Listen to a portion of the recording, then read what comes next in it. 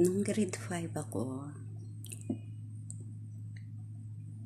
umuwi rin ako sa lola ko, sa ama ko.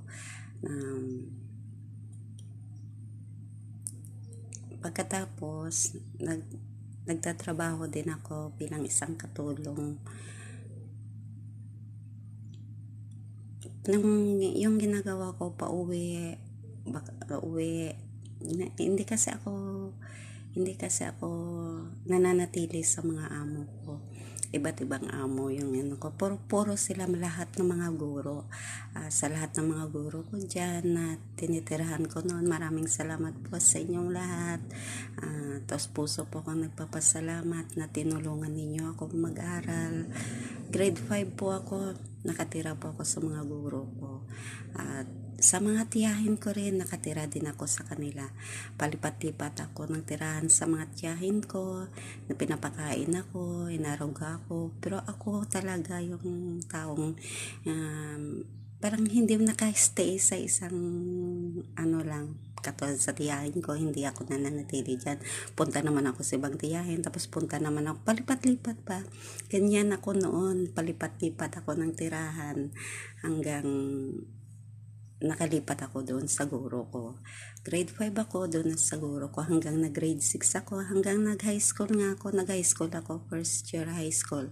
Pero hindi ko na ituloy yun.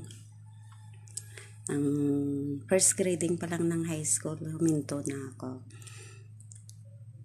Doon lang ako sa guro ko, nag-aral 5 to 6. Nag-aral ako sa kanila. Grade 5 hanggang grade 6 ako nag-aral sa kanya hanggang nag-high school ako. Nagpapasalamat ako sa guro ko nandyan sa amin. Thank you so much, guro, na napapasalamat ako sa iyo dahil tinulungan ninyo ako, pinaaral ninyo ako. Maraming salamat sa iyo, guro.